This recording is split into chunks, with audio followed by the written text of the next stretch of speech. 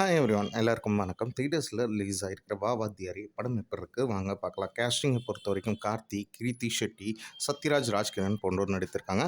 நலன் குமாரசாமி இந்த படத்தை இயக்கியிருக்காரு. ஜார்ஜுங்கிறவர் சினிமாட்டோகிராஃபி ஹேண்டில் பண்ணியிருக்காரு. சந்தோஷ் நாராயணன் வந்து மியூசிக்கல் கம்போசிங் பண்ணியிருக்காரு. வா வாத்தியாரே படத்தின் கதை அப்படிங்கும்போது படத்தின் நாயகனான கார்த்தியோட தாத்தா வந்து ராஜ்கிரண். அவர் வந்து ஒரு தீவிர எம்ஜிஆர் ரசிகர். At the same time MGR இறந்த நேரத்தில் கார்த்தி பிறந்ததுனால எம்ஜிஆர் வழியிலேயே வந்து வளர்க்குறாரு.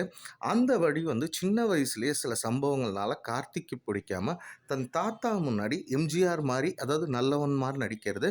ஆனால் பழகிறது எல்லாமே அவர் வந்து தீய விஷயங்கள்லாம் வந்து பழகியிருக்காரு. லேட்டரான் அவர் வளர்ந்து ஒரு இன்ஸ்பெக்டராகவும் வராரு.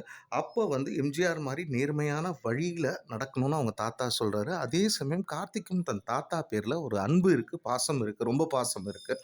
அப்போ இவர் வந்து, அதாவது எம்ஜிஆருங்கிறவர் ஒரு நல்லவராக இருக்கக்கூடிய நபர்.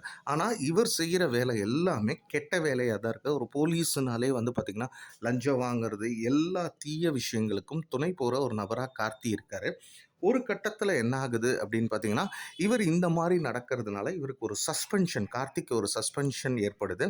அப்போ வந்து இது தன் தாத்தாக்கு தெரியக்கூடாதுன்னு கார்த்தி நினைக்கிறாரு. அதை மீறி அந்த தாத்தாக்கு வந்து அந்த விஷயம் ராஜ்கிரனுக்கு தெரிஞ்சிருது. அப்படி தெரியும் போது, அதாவது ஒரு சில சம்பவங்கள் அரங்கேறிச்சு. அந்த சம்பவங்களுக்கு பிறகு, அதாவது தீயவனாக இருந்த கார்த்தி எம்ஜிஆர் வழியில் நடந்தாரா இல்லையா, அதே சமயம் தன் தாத்தாவோட விருப்பங்கிறது என்ன, இவர் நல்லவனாக இருக்கணுங்கிற அந்த ஆசை நிறைவேறிச்சா, இது எல்லாத்துக்கும் ஆன்சர் கொடுக்குற படம் தான் வா வாத்தியார். இப்போ படத்துடைய ப்ளஸஸ் அப்படின்னு பார்த்தீங்கன்னா, கார்த்தியை பொறுத்த வரைக்கும் ஒரு நீட்டான பெர்ஃபார்மன்ஸ் வந்து நீட்டாக கொடுத்துருக்காரு. ராஜ்கிரனாக இருக்கலாம், சத்யராஜாக இருக்கலாம். ஸோ எல்லாமே ஒரு படத்துக்கு என்ன தேவையோ அந்த பெர்ஃபார்மன்ஸ் வந்து ஸ்க்ரீனில் வந்து நல்லா தான் ஒர்க் ஆகிருக்கு. அடுத்து பேக்ரவுண்ட் ஸ்கோரிங்கும் இந்த படத்துக்கு என்ன தேவையோ, சாங்ஸும் இந்த படத்துக்கு என்ன தேவையோ அது நீட்டாக தான் வந்து ஒர்க் ஆகிருக்கு.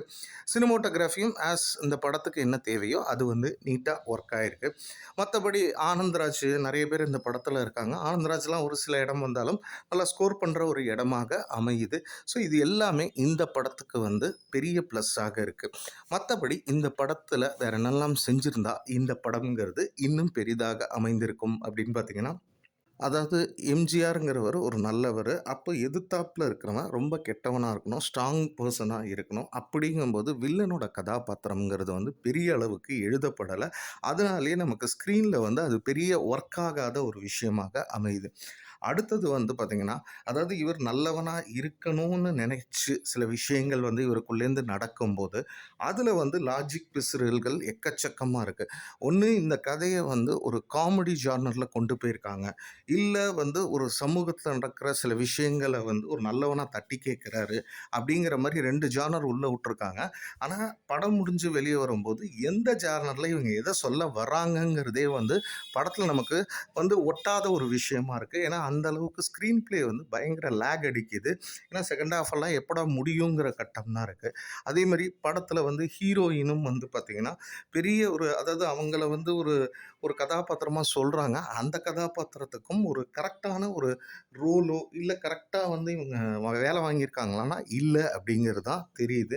மற்றபடி இந்த படத்துலையும் வந்து பார்த்திங்கன்னா, ஏன்னா இவங்க ஒரு காமெடின்னா லாஜிக் கழட்டி வச்சிடலாம். காமெடிக்குள்ளே ஒரு, அதாவது நல்லவன் புகுந்து நல்லவன் தட்டி கேட்குறான் அப்படிங்கும்போது ஒரு ரெவல்யூஷனரி படமா, இல்லை இது காமெடி படமா, இல்லை ஆக்ஷன் படமா, இல்லை ஒரு கரப்டட் போலீஸ்மேனோட படமா, ஸோ எதுவுமே வந்து ஒட்டாத ஒரு விஷயமா இருக்குது. அதே சமயம் இதுக்கு இவங்க எடுத்துக்கிட்ட நிறைய விஷயங்கள் வந்து ஒரு ஜார்னர்னா நம்ம எல்லாத்தையும் ஸ்கிப் பண்ணிட்டு போயிடலாம். அகைன் லாஜிக்கல் இஷ்யூ எல்லாமே இருக்குது.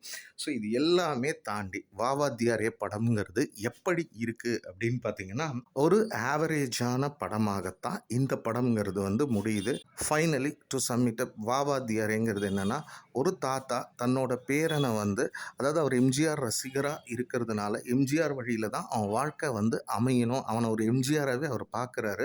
அப்படிங்கும்போது அதுலேருந்து அந்த பேரன் வந்து டீவியேட் ஆகி உலக நடப்புக்கு தகுந்த மாதிரி இருக்கான். சில சம்பவங்களால் அவன் திருப்பி அவங்க தாத்தா நினச்ச மாதிரி ஒரு எம்ஜிஆர் மாதிரி ஒரு வாழ்க்கை வாழ்ந்தானா இல்லையா, இது எல்லாத்துக்கும் ஆன்சர் கொடுக்குற படம் தான் வா வாத்தியாரே. படத்தோட டைட்டில் வா வாத்தியாரே, அதாவது போகும்போது வா வாத்தியாரேன்னு நம்ம சந்தோஷமாக போனால், வெளியே வந்தால் ஓ வாத்தியாரே இன்னா வாத்தியாரே இப்படி பண்ணிட்ட அப்படிங்கிற மாதிரி தான் வெளியே வரும்போது நமக்கு ஒரு ஃபீல் கொடுக்குது. மேலும் ஒரு திரை விமர்சனத்தில் உங்களை வந்து சந்திக்கிறேன். நன்றி, வணக்கம்.